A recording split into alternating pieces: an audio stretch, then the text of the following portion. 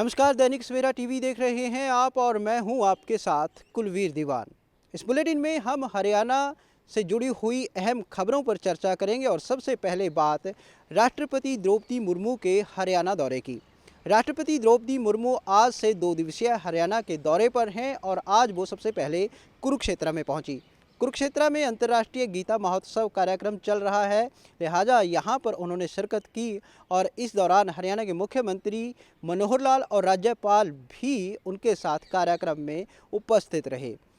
राष्ट्रपति के इस दौरे के दौरान हरियाणा को भी 3 बड़ी सौगातें मिली हैं, जिसमें हरियाणा के परिवहन विभाग की ई-टिकटिंग सेवा की शुरुआत की गई है। इसके साथ ही हरियाणा सरकार की निरोग्य योजना की शुरुआत भी की गई है, जबकि सिरसा में मेडिकल कॉलेज की आधारशिला भी रखी गई है। तो इस तरह से हरियाणा को 3 सौगातें राष्ट्रपति के इस दौरे से मिली हैं।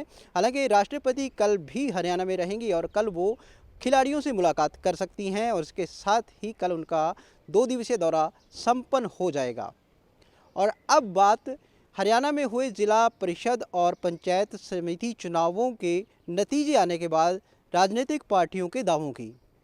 इन नतीजों के सामने आने के बाद राजनीतिक पार्टियां अपने अपने दावे कर रही हैं और राजनीतिक पार्टियां जो जीते हुए उम्मीदवार हैं उनको अपना बताने में लगी हैं। और इस रेस में सबसे ज़्यादा भारतीय जनता पार्टी और कांग्रेस की आपसी रेस लगी हुई है, क्योंकि कांग्रेस ने ये दावा किया है कि जो लोग ये चुनाव जीते हैं उनमें से 87% उनके समर्थित उम्मीदवार हैं, जबकि भारतीय जनता पार्टी भी ऐसा ही दावा करती नज़र आ रही है, जहां पर भारतीय जनता पार्टी ने ये दावा किया है कि जिला परिषद की 411 सीटों में से करीब 300 सीटें ऐसी हैं जहां पर जीत दर्ज हुई है और वो भारतीय जनता पार्टी के या तो उम्मीदवार थे, जहां भारतीय जनता पार्टी ने सिंबल पर चुनाव लड़ा, और या फिर भारतीय जनता पार्टी के समर्थित लोग जीत कर आगे आए हैं। यानी कि भारतीय जनता पार्टी ने भी एक तगड़ा दावा जो है वो अपनी जीत का इन चुनावों को लेकर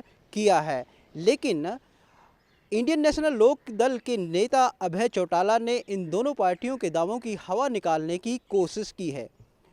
अभय चौटाला ने इन दोनों पार्टियों के दावों को खोखला बताया है और कांग्रेस को यह कहकर भी हमला किया कि कांग्रेस क्योंकि किसी भी इन चुनावों में अपने सिंबल पर चुनाव नहीं लड़ी, लिहाजा कांग्रेस ने पहले ही मैदान छोड़ दिया था।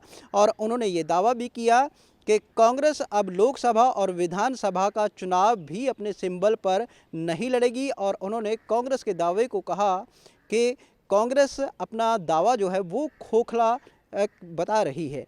और इसके साथ ही उन्होंने भारतीय जनता पार्टी और जजपा गठबंधन सरकार पर भी निशाना साधा और कहा कि इन नतीजों ने बता दिया है कि इस गठबंधन को जो जनता है हरियाणा की उसने नकार दिया है। अभय चौटाला ने ये भी दावा किया कि इनेलो को जो समर्थन मिला है इन चुनावों में, उसके आधार पर आने वाले लोकसभा और विधानसभा चुनावों में भी इनेलो की जीत होगी।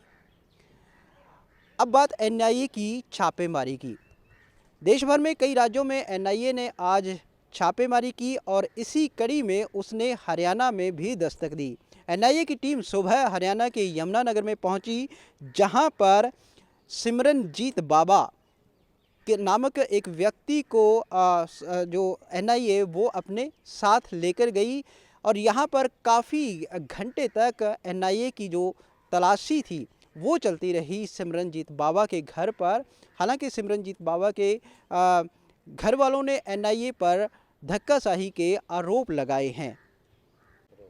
और इसके साथ ही आज फिर एमबीबीएस स्टूडेंट्स और हरियाणा सरकार के बीच चल रहे गतिरोध को टूटने की एक उम्मीद बंधी है, क्योंकि 30 नवंबर को मुख्यमंत्री मनोहर लाल खट्टर के साथ एमबीबीएस स्टूडेंट्स की मीटिंग होनी तय हुई है। आपको बता दें कि हरियाणा की बॉन्ड पॉलिसी को लेकर एमबीबीएस स्टूडेंट्स लगातार संघर्ष कर रहे हैं और इस नीति का विरोध कर रहे हैं। इसी के चलते अस्पतालों में हड़ताल की जा रही है, जिसकी वजह से मरीजों को काफ़ी ज़्यादा परेशानी का सामना करना पड़ रहा है। और मरीजों की ये बढ़ती परेशानी सरकार को इस समस्या का हल निकालने के लिए लगातार दबाव बना रही है।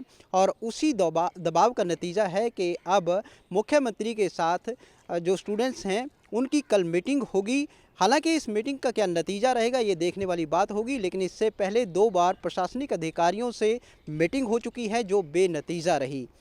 इससे पहले भी आपको बता दें कि तमाम राजनीतिक पार्टियां जो हैं इस पॉलिसी को लेकर सरकार के खिलाफ आवाज़ बुलंद कर रही हैं और इस पॉलिसी के खिलाफ जिस तरह से लगातार जो अस्पताल हैं उनमें हड़ताल चल रही है, उसकी वजह से एक वैक्यूम क्रिएट हो चुका है सरकार के ऊपर दबाव का कि इस समस्या का जल्द से जल्द हल निकाल पाए। फिलहाल देखना होगा कि कल की बैठक में कोई हल सरकार निकाल पाती है या फिर कल की बैठक भी बेनतीजा ही रहेगी। हरियाणा के इस बुलेटिन में फ़िलहाल इतना ही। मुझे दीजिए इजाज़त और आप देखते रहिए दैनिक सवेरा टीवी। नमस्कार।